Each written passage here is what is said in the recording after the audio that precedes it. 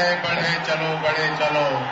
हिमाद्र तुंग शुंग से प्रबुद्ध शुद्ध भारती, स्वयं प्रभा समुज्ज्वला स्वतंत्रता पुकारती। प्रशस्त पुण्य पंथ है बढ़े चलो बढ़े चलो।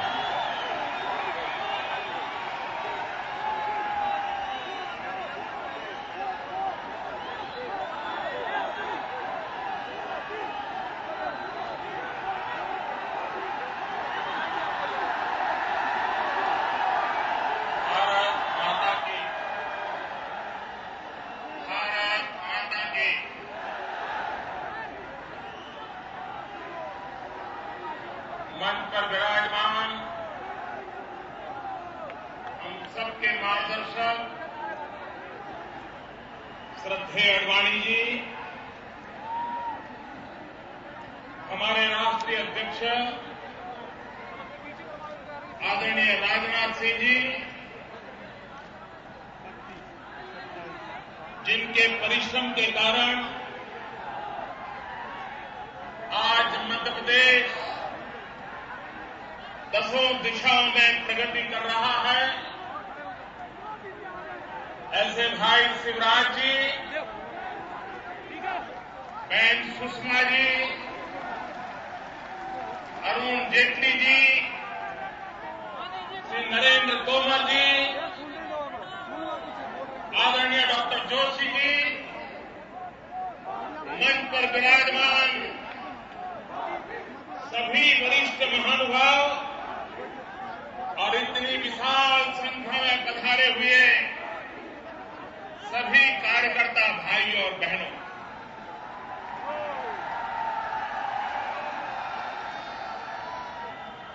सार्वजनिक जीवन में सभाओं को संबोधित करने का अवसर बहुत बार मिलता है। कार्यकर्ताओं की मीटिंग, कार्यकर्ताओं के सम्मेलनों में भी जाने का अवसर मिलता है, लेकिन भाइयों बहनों, आज मध्य प्रदेश भारतीय जनता पार्टी ने करके दिखाया है, वो शायद किसी के बस का रोग नहीं।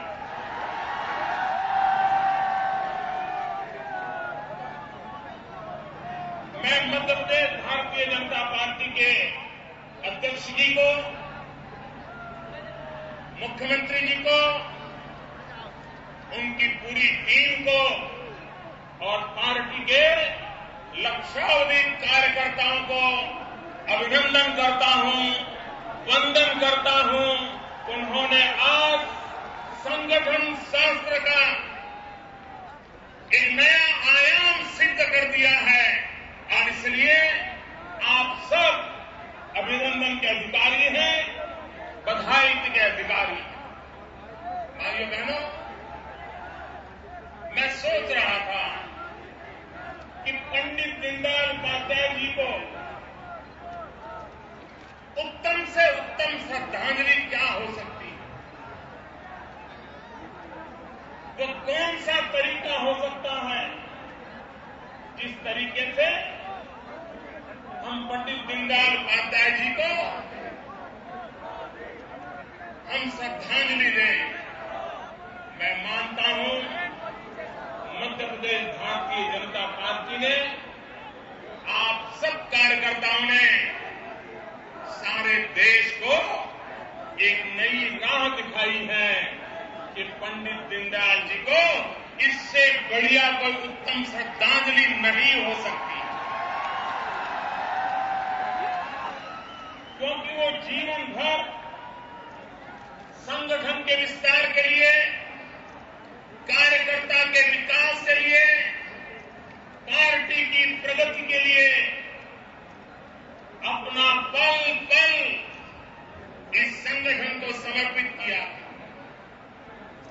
चरैवेति चरैवेति चरैवेति, ये जिस महापुरुष ने जी करके सिखाया था और हिंदुस्तान के नक्शे, राजनीतिक नक्शे कदम पर जब हमारा नामो निशान नहीं था, उस समय हर कार्यकर्ता के दिल में आशा और विश्वास का संचार करने का पवित्र कार्य जिस महापुरुष ने किया था, उनकी आज जन्म जयंती पर इतना बड़ा समागम, मैं समझता हूं ये पंडित दीनदयाल जी को मध्य प्रदेश के द्वारा दी गई उत्तम से उत्तम श्रद्धांजलि है, और इसलिए मैं आपको भी वंदन करता हूं।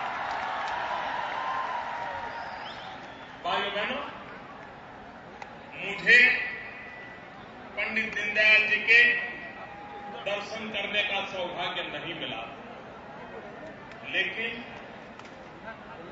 कुशाभाव की उंगली पकड़ करके चलने का सौभाग्य मिला, और कुशाभाव को देख करके लगता था कि पंडित दीनदयाल जी की संगठन की कार्यशैली क्या होगी।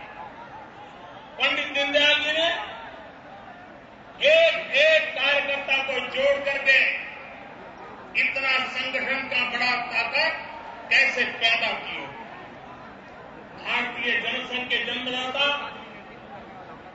डॉक्टर श्यामा प्रसाद मुखर्जी ने एक बार कहा था कि अगर मेरे पास 2 दीनदयाल हो तो मैं हिंदुस्तान की राजनीति का नक्शा पलट दूंगा। आप कल्पना कर सकते हैं वो दीनदयाल जी कितने दीर्घदृष्टा होंगे, कितने सामर्थ्यवान होंगे कि जिनके लिए श्यामा प्रसाद मुखर्जी ने ये शब्दों की रचना की। भाइयों बहनों, मैं आज जब पंडित दीनदयाल उपाध्याय जी की जन्म जयंती पर आपसे बात कर रहा हूं, तब हम कार्यकर्ताओं को स्मरण होना चाहिए कि 2015 और 2016 पंडित दीनदयाल उपाध्याय जी की शताब्दी का वर्ष है। हम आज संकल्प करें कि हम पंडित दीनदयाल उपाध्याय जी की शताब्दी किस प्रकार से मनाएंगे। पंडित दीनदयाल उपाध्याय जी की शताब्दी मनाने का हमारा संकल्प क्या होना चाहिए। भारतीय जनता पार्टी के कार्यकर्ता के नाते मैं भी आप ही की तरह एक छोटा कार्यकर्ता हूं। हम सब कार्यकर्ताओं के मन में सपना होना चाहिए कि 15-16 में जब देश और दुनिया पंडित दीनदयाल उपाध्याय जी की जन्मशती मनाएगी, तब हिंदुस्तान के शासन पर भारतीय जनता पार्टी का राज होगा।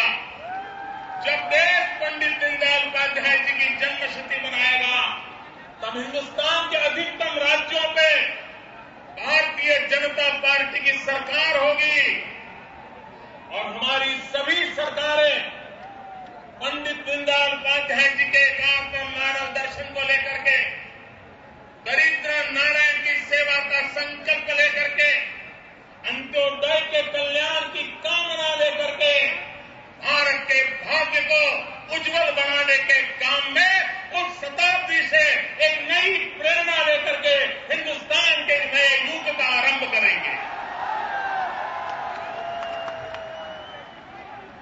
ये श्रद्धांजलि देने का संकल्प करने का आज दिवस है। भाइयों बहनों, मध्य प्रदेश में भारतीय जनता पार्टी की विजय के संबंध में मुझे रत्ती भर आशंका नहीं। मित्रों, मैं शिवराज जी को कई वर्षों से जानता हूं। मुझे मध्य प्रदेश में संगठन का कार्य करने का सौभाग्य मिला। मध्य प्रदेश का कोई विधानसभा क्षेत्र ऐसा नहीं होगा जहां मुझे जाने का अवसर न मिला हो जब मैं संगठन का काम कर रहा हूं। कैलाश जी के, पटवा जी के मार्गदर्शन में शिवराज जी के साथ कंधे से कंधा मिला करके मैं मध्य प्रदेश के गांवों में घूमता था। भाइयों बहनों, मुझे पहली बार जब शिवराज जी का भाषण सुनने का अवसर मिला, आज आज उस बात को करीब 20 साल से अधिक समय हो गया। मैं शिवराज जी को सुनने के लिए गया था। शायद शिवराज जी को याद होगा कि नहीं मुझे मालूम नहीं।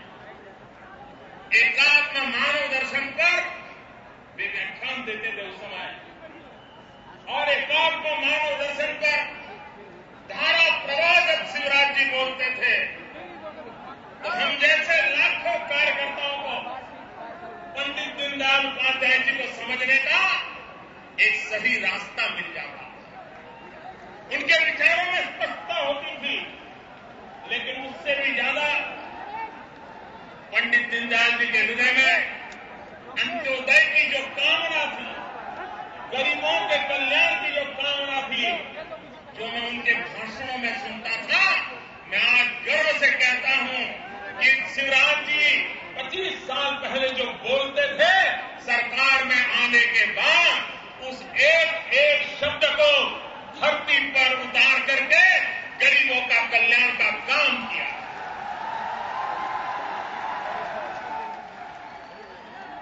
भाइयों बहनों, कांग्रेस पार्टी ने 60 साल तक इस देश में शासन किया, लेकिन पहले कभी कांग्रेस के किसी नेता के मुंह से दिल्ली में बैठी किसी सरकार के द्वारा इंक्लूसिव ग्रोथ, ये शब्द हमने कभी सुना नहीं। इन दिनों उनको उछल उछल करके इंक्लूसिव ग्रोथ ये शब्द प्रयोग करना पड़ रहा है। कांग्रेस को ये शब्द इसलिए स्वीकार करना पड़ा है कि जहां जहां भारतीय जनता पार्टी को जनता ने सेवा करने का अवसर दिया, भारतीय जनता पार्टी की सरकारों ने सर्वांगीण विकास पर बल दिया, इंक्लूसिव विकास पर बल दिया। गांव हो, गरीब हो, किसान हो, दलित हो, पीड़ित हो, शोषित हो, गरीब हो, अनपढ़ हो, पुरुष हो या महिला हो, बूढ़े हो या नौजवान हो, हरेक के कल्याण का काम इन सरकारों ने किया, और उसका परिणाम यह आया है कि आज दिल्ली की सल्तनत को आए दिन इंक्लूसिव ग्रोथ की बात करने के लिए मजबूर होना पड़ा है, और उसका अगर सबसे बड़ा श्रेय किसी को जाता है तो श्रीमान शिवराज जी को जाता है। भाइयों बहनों, आपको मालूम है आपातकाल में श्रीमती इंदिरा गांधी जी ने गरीबों के कल्याण के लिए एक 10 सूत्री कार्यक्रम बनाया, और भारत सरकार उसको मॉनिटर करती है। देश की हर सरकारें, राज्य सरकारें उसको इम्प्लीमेंट करती है, और हर 3 महीने उसका लेखा जोखा प्रकट किया जाता है। इंदिरा गांधी के जमाने से योजना शुरू हुई, मोरारजी भाई की सरकार बनी, उन्होंने उसको कंटिन्यू किया था, चालू रखा था। उसके बाद जितनी सरकारें आई, हर ने उस योजना को आगे बढ़ाया, किसी ने उस योजना को रोका नहीं। लेकिन पिछले 7-8 साल से इसका जब लेखा जोखा बाहर निकलता है, इस राज्य ने कैसा परफॉर्मेंस किया, इसका जब लेखा जोखा निकलता है, तो पिछले 7-8 साल से लगातार सबसे अच्छा काम करने वाले, गरीबों की भलाई के लिए 20 सूत्री कामों का सही ढंग से इम्प्लीमेंटेशन करने वाली सरकारों में पहले 5 जो सरकारों के नाम आए हैं, वो हमेशा या तो बीजेपी की सरकारें आई हैं, या तो एनडीए के साथी दलों की सरकारों ने गरीबों की भलाई का काम किया।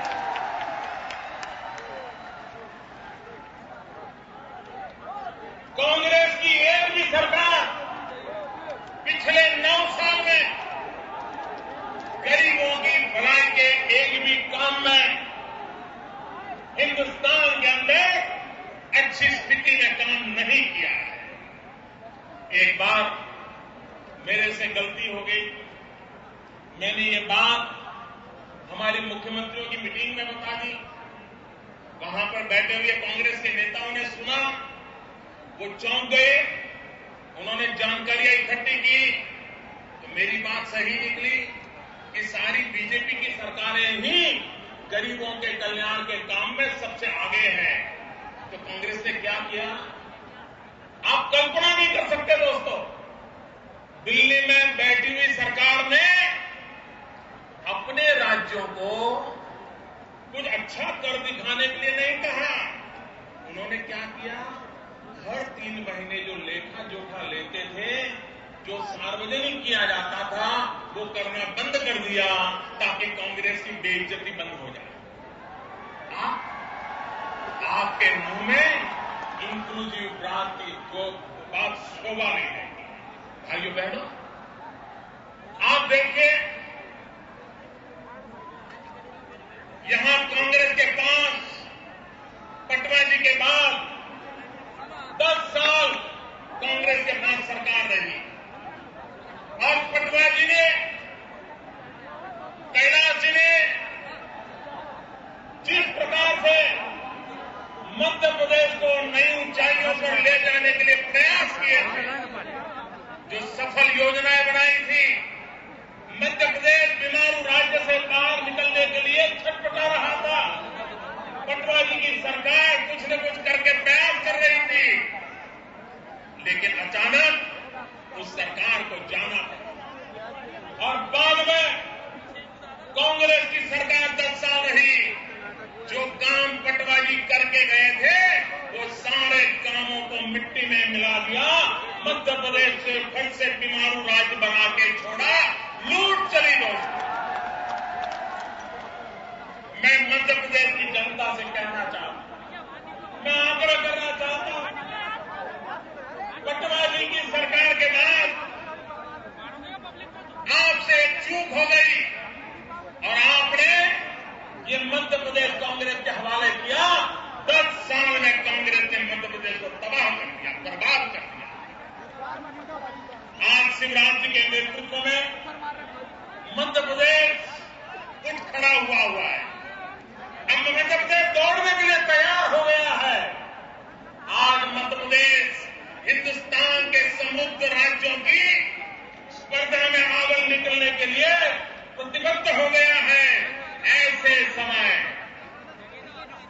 अगर कोई चूक हो गई, कोई कमी रह गई, तो भाइयों बहनों, ये कांग्रेस पार्टी 10 साल से भूखी पार्टी है।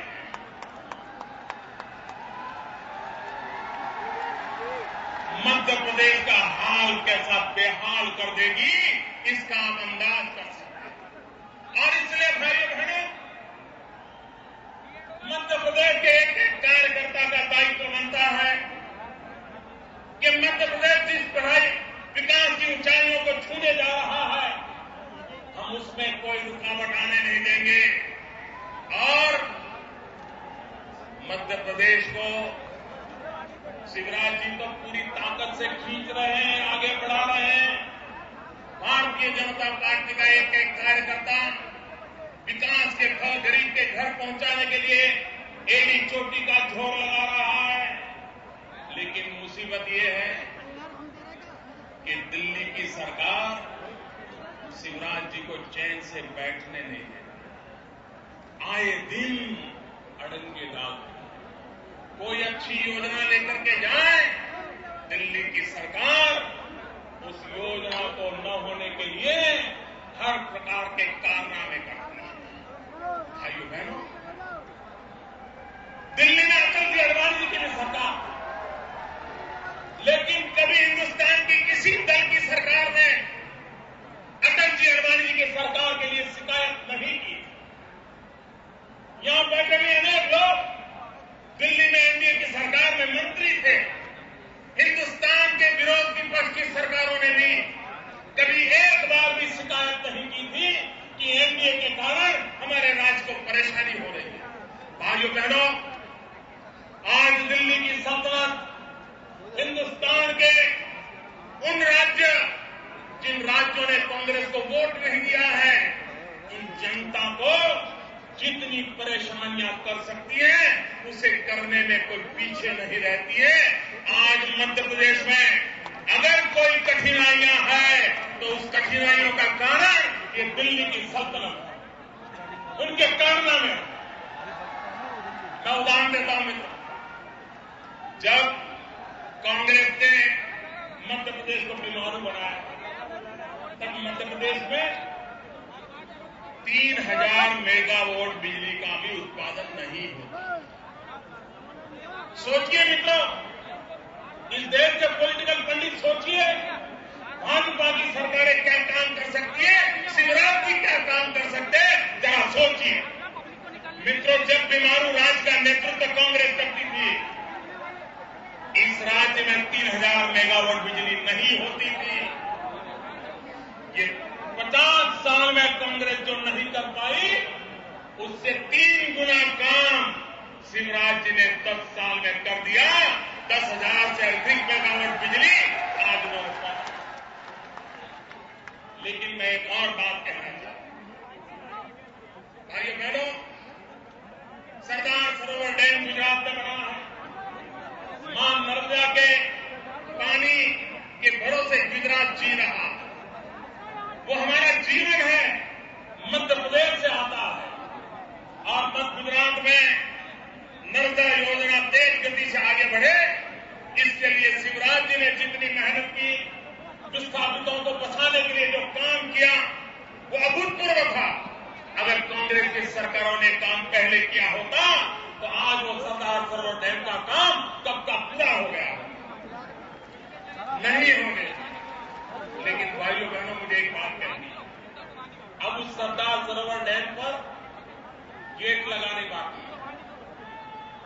अगर गेट लग जाते हैं तो जो बिजली का उत्पादन बढ़ेगा, उसमें से अकेले मध्य प्रदेश को, भाइयों बहनों जरा समझ के सुनिए, अगर गुजरात में सरदार सरोवर डैम पर गेट लग जाते हैं तो जो बिजली उत्पादन होगी, उसमें से अकेले मध्य प्रदेश को 800 मेगावाट बिजली मुफ्त में मिलेगी। लेकिन चूंकि ये बिजली मध्य प्रदेश को मिलने वाली है, इसलिए दिल्ली में बैठी हुई सल्तनत वो गेट लगाने की परमिशन नहीं दे रही। मैं पूछना चाहता हूं दिल्ली की सल्तनत को, क्या मध्य प्रदेश की जनता ने आपको चुनाव में हरा दिया? इसकी सजा आप मध्य प्रदेश की जनता को दे रहे हो? अरे दिल्ली की सल्तनत पर ताकत हो तो लड़ना है तो हम नेताओं से लड़े, हम कार्यकर्ताओं से लड़े, मध्य प्रदेश की जनता को दुखी न करें, उनके अधिकारों को छीन न ले। ग्रामीण सड़क का काम मध्य प्रदेश में हो नहीं रहा है, क्यों? दिल्ली की सरकार कांग्रेसी राज्यों को जितने पैसे देती है, उससे आधे पैसे भी भाजपा शासित राज्यों को देने को तैयार नहीं। क्यों? अगर सड़कें कोई अच्छी बन गई तो वाहवाही शिवराज जी की हो जाएगी, और इस डर से मध्य प्रदेश की जनता को पीड़ित करने का काम ये दिल्ली की कांग्रेस के नेता कर रहे हैं, कांग्रेस की सरकार कर रही है। गरीबों को इंदिरा आवास, क्या मध्य प्रदेश के गरीबों को आवास मिलना चाहिए? जरा मुझे पूरी ताकत से जवाब दो, क्या मध्य प्रदेश के गरीबों को आवास मिलना चाहिए? गरीब से गरीब को भी घर मिलना चाहिए। दिल्ली सरकार केरल के तो गरीबों को पैसा देने को तैयार है, क्योंकि वहां कांग्रेस की सरकार है। मध्य प्रदेश की सरकार को पैसे देने को तैयार नहीं, क्योंकि वो शिवराज जी की सरकार है, भाजपा की सरकार है। मैं दिल्ली के शहंशाह को पूछना चाहता हूं, अरे सरकार भाजपा की है, लेकिन ये नागरिक तो हिंदुस्तान के हैं, ये गरीब भारत मां के बेटे हैं, उनका दुखी क्यों कर रहे हो? लेकिन भाइयों बहनों, कांग्रेस पार्टी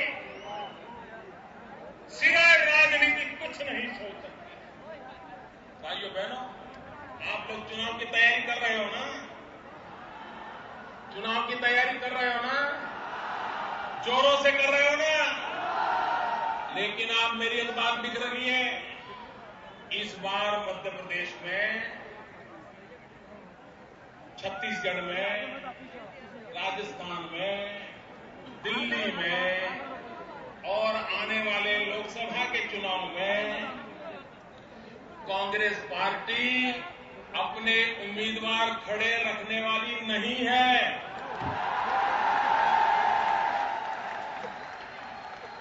अगला चुनाव कांग्रेस नहीं लड़ेगी, अगला चुनाव सीबीआई लड़ने वाली है, सीबीआई। कांग्रेस में भाजपा से भिड़ने का दम नहीं रहा दोस्तों। उन्होंने सीबीआई को मैदान में उतारा है और कांग्रेस के नेता कान खुल करके सुन ले,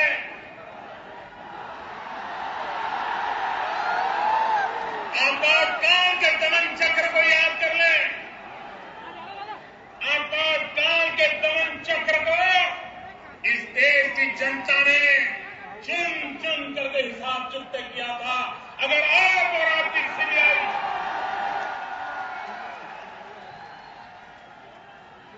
हिंदुस्तान के निर्दोषों पर जुल्म करने के लिए काम आने वाली है, तो कांग्रेस के तख्त पर बैठे हुए शहंशाह लिख करके रखे, हिंदुस्तान आपको माफ नहीं करेगा। चुन चुन करके देश आपका हिसाब चुकता करेगा। भाइयों बहनों, अभी शिवराज जी घोटालों का एबीसीडी सुना रहे हैं, ए टू जेड कैसे कैसे घोटाले हुए उसका नाम गिना रहे थे। लेकिन अगर आंकड़ों में ये कितने पैसे होते हैं, ये कितने रुपये हड़प कर दिए गए हैं, ये अगर हम भोपाल से लिखना शुरू करें, अगर हम भोपाल में एक लिखे और फिर जीरो करते करते करते आगे बढ़े तो दिल्ली जनपद तक आखिरी जीरो पहुंचेगा।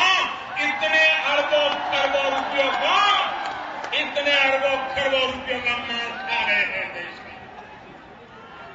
भाइयों बहनों, चुनाव पहले भी आए, जय पराजय पहले भी हुए, लेकिन मेरे कार्यकर्ता भाइयों बहनों, इस चुनाव में आपको तय करना है। आप तो गरीबी में पैदा हुए होंगे,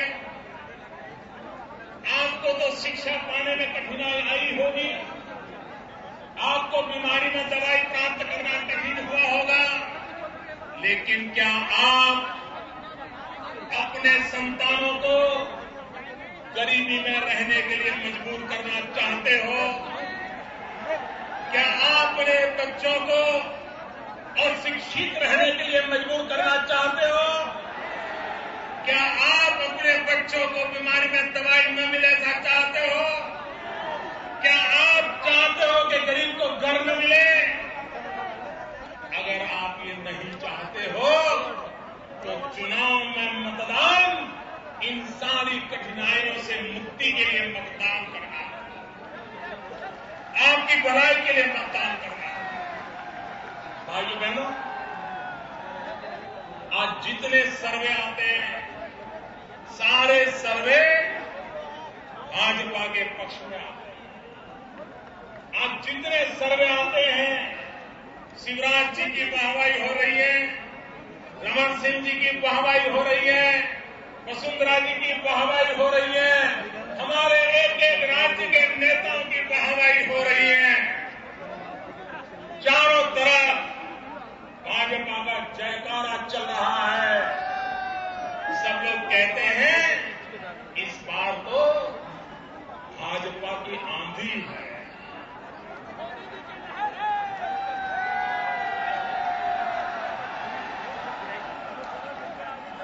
लोग कहते हैं इस बार कश्मीर से कन्याकुमारी तक से तक पूरे हिंदुस्तान में भाजपा की आंधी है। कार्यकर्ता भाइयों बहनों, ये बात सुनकर के हमें भी आनंद आता है। हम लोग भी गली मोहल्ले में, गांव में गरीब के घर जाते हैं और भाजपा की वाहवाही सुनते हैं, हमारा भी सीना चौड़ा हो जाता है। लेकिन भाइयों बहनों, आज हम बूथ के कार्यकर्ता आए हैं और मैं संगठन से जुड़ा हुआ कार्यकर्ता हूं, इसलिए मैं कुछ संगठन की बातें भी सार्वजनिक रूप से आपसे करना चाहता हूं। आप मुझे कहिए भाइयों, आंधी कितनी ही तेज क्यों न हो, 150 किलोमीटर की स्पीड से आंधी चल रही हो, 200 किलोमीटर की स्पीड से आंधी चल रही हो, और अगर आप चौराहे पर खड़े रह करके साइकिल का ट्यूब लेके खड़े हो जाएं, 200 की स्पीड से भी आंधी चलती होगी तो भी साइकिल की ट्यूब में हवा भरेगी? हवा भरेगी? 200 की स्पीड से हवा चल रही है, लेकिन साइकिल की ट्यूब लेके खड़े हो जाएं तो हवा भरेगी? हवा भरने के लिए पंप लगता है कि नहीं लगता है? भाइयों बहनों, पोलिंग बूथ में भारतीय जनता पार्टी के हर कार्यकर्ता ने इस आंधी को मतपेटी तक ले जाना, ये सबसे प्रमुख काम। मतपेटी भरेगी कार्यकर्ताओं के पुरुषार्थ से, मतपेटी भरेगी कार्यकर्ताओं के संपर्क से, मतपेटी भरेगी कार्यकर्ताओं के प्रति सामान्य मानवीय के विश्वास से। और इसलिए इतनी बड़ी मात्रा में सारे बूथ के कार्यकर्ता जब लौट रहे हैं, भाइयों बहनों, इस देश में महात्मा गांधी की चर्चा सबने की। आए दिन महात्मा गांधी के नाम का चर्चा हर कोई करते हैं, लेकिन महात्मा गांधी का एक सपना अधूरा रह गया। महात्मा गांधी की इच्छा अभी उसे पूरा करना बाकी है। करेंगे भैया? 2 हाथ ऊपर करके पूरी ताकत से बताइए, क्या महात्मा गांधी की इच्छा पूरी करेंगे? महात्मा गांधी का सपना पूरा करेंगे? महात्मा गांधी की इच्छा परिपूर्ण करेंगे? आप मुझे पूछा तो नहीं उनकी क्या इच्छा थी, ऐसे ही हाँ कह दिया।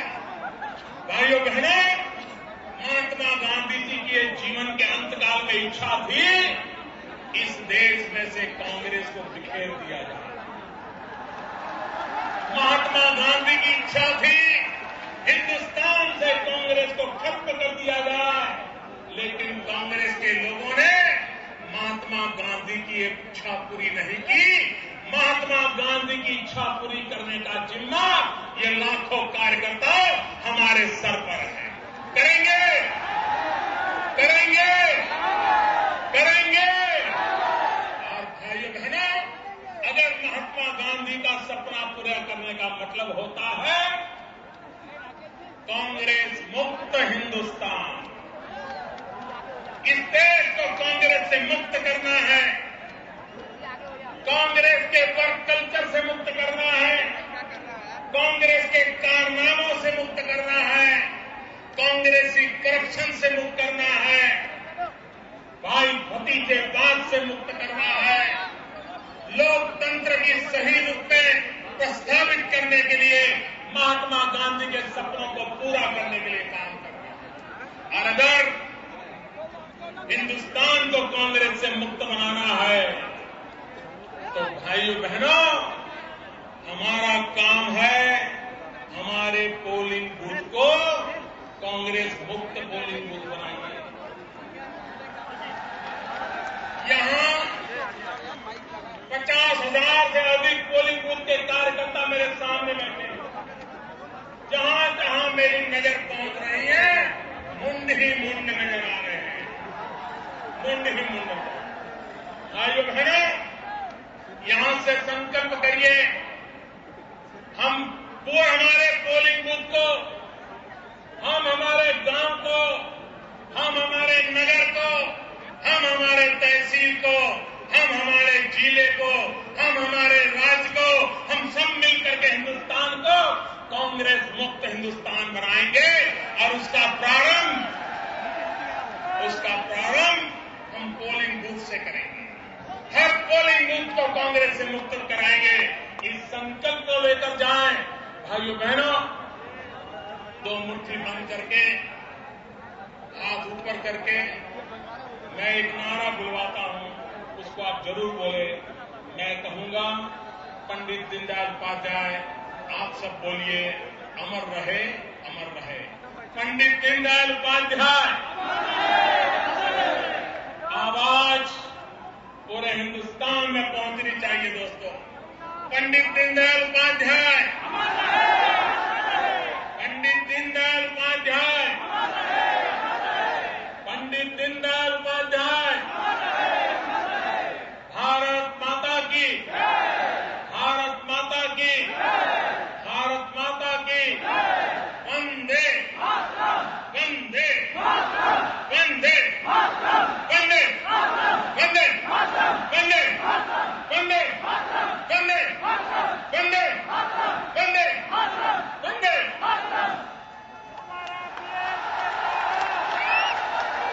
बहुत बहुत धन्यवाद भारतीय जनता पार्टी के राष्ट्रीय नेतृत्व को, उन्होंने हम सबका मार्गदर्शन किया। कार्यकर्ता बंधुओं, मैं आपसे 2-3 सूचनाएं देना चाहता हूं। भोजन की व्यवस्था मेरी बाईं ओर जो मैदान है वहां पर है। आप सब लोगों से निवेदन है कि आप क्रमबद्ध ढंग से भोजन करते हुए जाएं।